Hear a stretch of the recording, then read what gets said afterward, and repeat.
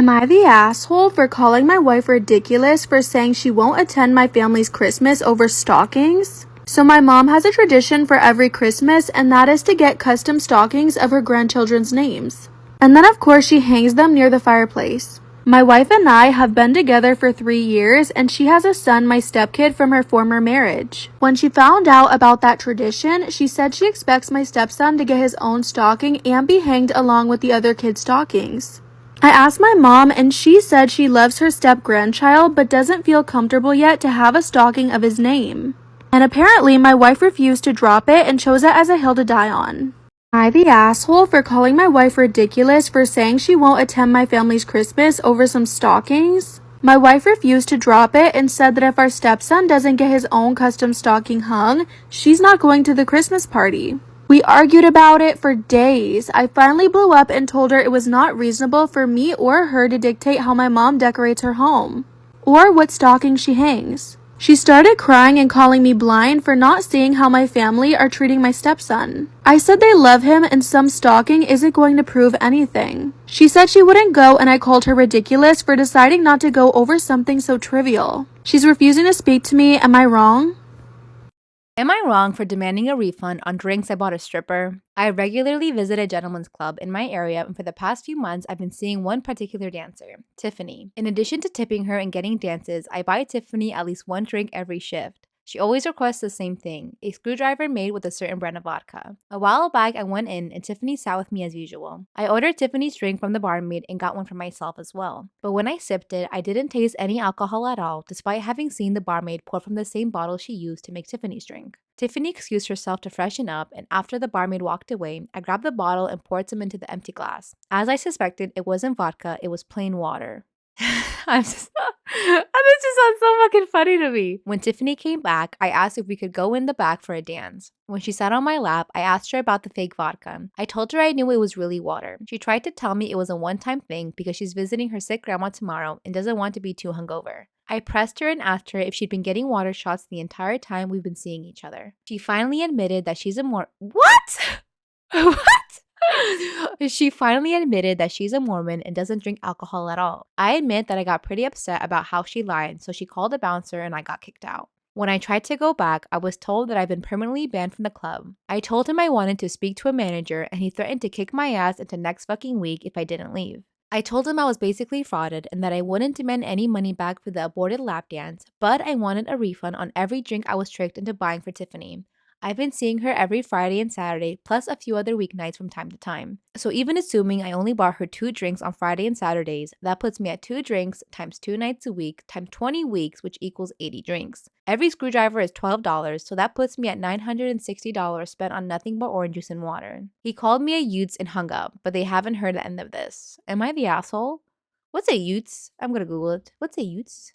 Utes! Oh, okay. A foolish, incompetent, awkward, incompatible person. I think my brother may be in love with me and I'm not too sure what to do. Hi, my name is Amy and I'm 14 years old. I have an older brother who's about 17. So me and my brother really never got along when we were younger because I'm the baby of the family. And since I'm the baby, I'm always spoiled. I kid you not, my brother would find every single way possible to make my life a living hell. He would cut up my dresses, rip the heads off of my dolls. He would sometimes fill my book bag with like glue or peanut butter or some kind of food.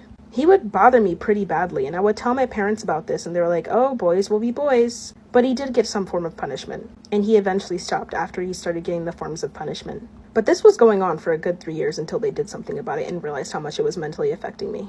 So, flash forward, one day my brother is really nice to me. I kid you not, he makes me breakfast out of nowhere and puts a rose on the plate. I'm extremely confused because he usually never does this. Then after that, he said the weirdest thing, and you will not believe what he said next. Make sure to come back and follow for part 2. I think my brother may be in love with me, part 2. So after that, he literally came upstairs and brought me breakfast and literally said, good morning, beautiful. I was very confused, and to be frank, I was pretty uncomfortable. Like, why was he calling me these names out of nowhere? It didn't make any sense to me. So then after that, I just shrugged it off and I just ended up eating the breakfast.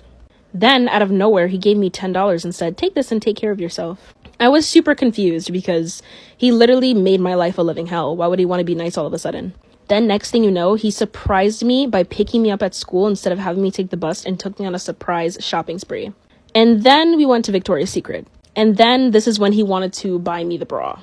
And he literally chose out a bra for me, and that made me pretty uncomfortable. Like, you're my brother. Why are you doing this? You know what I mean? Then after that, I literally stormed out of Victoria's Secret and I just ended up taking the bus home. I haven't told my parents about this because I'm afraid of their judgment. So what should I do?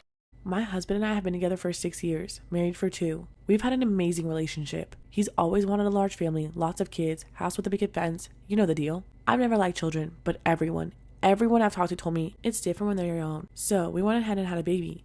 Long story short, it's the worst decision I've ever made. Our daughter is a year old and not a minute goes by where I don't regret my decision. I feel lied to by all the family and friends that pressured me and made me feel like it was something I was supposed to do. Everyone wants kids, they said. Even if you don't think so, you'll be glad you did. I'm kicking myself for listening to them. It's not the screaming, wailing, shrieking. It's not the neediness, the tantrums, or the lack of sleep. It's the fact that it's a lifelong commitment that I can never get out of. This baby is 100% dependent on me and my husband. We don't have a sex life anymore. Hell, we barely have a marriage anymore. The baby took over all of our time and energy. I feel so guilty for feeling this way. I've been to therapy and I'm still going, but what can really help with this situation? I resent my baby for taking away the life that I loved. I can never have that back. Every damn day I wish I could go back and not have her. I should never have listened to anyone else. I'm at the end of my rope. What can I do? I don't want to divorce him. He's been my partner for a long time and I don't want to throw that away. My hubby is wonderful with her. We both work full-time jobs. My mother watches her while we work. I cook dinner every night and he does bath, change, watch over her routine while I do that. This is going to sound bad, but I actually try to make sure that my time with her is limited because there's only so much noise that I can take. And she gets very loud. No health issues, just a vocal baby. So he takes care of her about 70% of the time that we are around her. He knows there will never be another one as long as we're together. He's seen the strain on me and on our marriage, and while he's good with her, he admitted it's exhausting.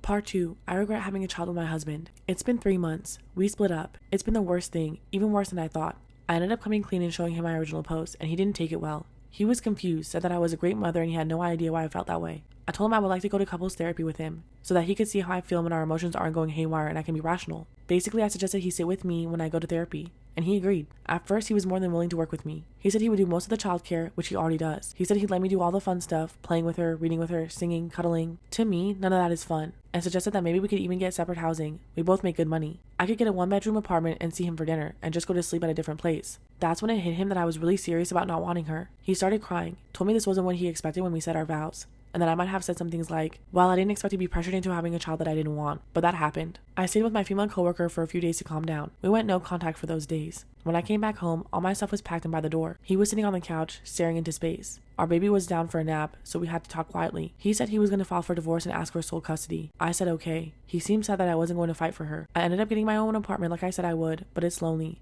I'm fucking heartbroken. I haven't seen my daughter in 3 months, and a small part of me aches for what could have been. But overall, I feel relieved that I'm not dealing with that constant stress anymore. I miss my husband more than I can express. I've gained 30 pounds since our fight. On the weekends when I don't have work, I just binge watch Netflix and don't shower. The reality of the situation is that no one was going to end up happy, but at least he loves her and I know he's taking good care of her. I haven't gotten divorce papers yet, so maybe he isn't as dead set on the breakup as I thought. His parents, of course, have taken his side. My own mother is currently not speaking to me. I have never felt more alone in my entire life. I'm getting the hate from my own family, saying that I'm being stupid and throwing my life away for no reason. No one has taken my side. So yes, I've got my freedom. Yes, I removed myself from the situation, and yes, my daughter will be better off without me. I do not consider this a Pyrrhic victory at all. I consider this one of the worst periods of my life. I'll try to keep this short because I'm planning to go to the bar soon. My girlfriend just gave birth to our first child. I know that I'm not the biological father. I found out when she was about 6 months along. The guy, Brian, approached me at work. Are you Sarah's boyfriend? I said yeah and asked what he wanted. He said he was very sorry that he had slept with her and swore that he didn't know that she was with someone. I don't believe that. He then pulled out his phone to show the text between them. They had been sleeping together or linking up for the past year. Then she found out that she was pregnant, and they came to an agreement to just pretend that the baby was mine. In return, she wouldn't lose her perfect life and he wouldn't be responsible for a baby. I knew it was weird. We had been having problems trying for a baby and all of a sudden she got pregnant so easily. But he explained that he had been thinking about it and he recently became a Christian. He said that he couldn't live his life knowing that I was living a lie while his child didn't know their real father. So yeah, I told him that I'd keep in touch and to not say that he said anything just yet. I've had a lot of time to think about it, but ultimately I decided that I wanted to wait until she gave birth to hurt her in her most vulnerable moment. I'll spare the details, but she went into labor. Baby was born and was taken to the NICU to be monitored for a bit. What should have been a beautiful moment of me holding my baby was the most heartbreaking time of my life. Just knowing that he was not mine hurt me. Once she was all sewn up and comfortable, I started packing up my stuff to leave. She asked where I was going and I just told her. I know I'm not baby's name's father. You can act all shocked, but I know. Just ask Brian to come. I'm positive he'll sign the birth certificate. She's been calling my phone over and over and has even gotten her sister to call me a few times. It was hard pretending these last few months, but I think that I'm satisfied. I feel really heartbroken though. I was planning on proposing to her the day our baby was born. I was gonna make her the happiest woman ever. Oh well, I'm going to go get shit-faced now. First, let me start by saying that I love my sister. I understand that she's not responsible for her actions, and I don't want to see anyone bad-mouthing her in the comments. I, 24 female, have been married to my husband, 23 male, for 2 years now, dating for 4. After the first Christmas he spent with me and my family, I did my best to avoid spending the holidays with them. We usually make the excuse that my husband is an only child and go visit his parents. When my sister, 30 female, was 17 years old, she was in a horrific car accident. She was in a coma for 3 weeks, spent months in physical and speech therapy, and worst of all, ended up suffering what the doctors say is hypersexuality. I won't get into details, but some of her behaviors are not suited for the public, and they are not voluntary. The doctors tried multiple meds and she's still in therapy, but nothing seems to work. It cost my sister almost all of her friends, multiple jobs, and she's unable to have meaningful relationships so far. The thing is, whenever my husband visits, it seems to get worse. My husband is attractive, and it's obvious that she's attracted to him. Neither of us blames her for that. But if we spend any extended period with her, things become very uncomfortable. This year, my in-laws are going to be in Europe during Christmas, so my parents were very excited thinking that we'll be able to spend it with them. I ended up telling them that we'd be spending it on our own, but that I will be visiting Christmas Day for a couple hours. They were upset, kept insisting to know why we avoid them. I finally said that we don't want to spend the whole holiday trying to redirect my sister's behavior, or trying to dispel the awkwardness when we couldn't. That's when they called me an ableist a-hole. Then they went and told my sister what I said. And now she's crying, saying that I was just like everyone else, that I was also slut-shaming her, even though I know she doesn't do it on purpose. So, am I in the wrong for refusing to spend Christmas with my family because my sister will be there? You will not believe the reason I do not like my boyfriend's best friend. Hi, my name is Angelina and I'm 20 years old. I live with my boyfriend Matthew, who is 25 years old. Me and Matthew have been dating for about 3 years now, and I love him to death. However, his best friend is absolutely annoying. His name is Joshua. When I first met Joshua, he was kind of quiet at first. He didn't talk too much, but he definitely came off as arrogant and like a know-it-all. He was very obnoxious. I would say something and he'd be like, oh, actually, it's X, Y, and Z.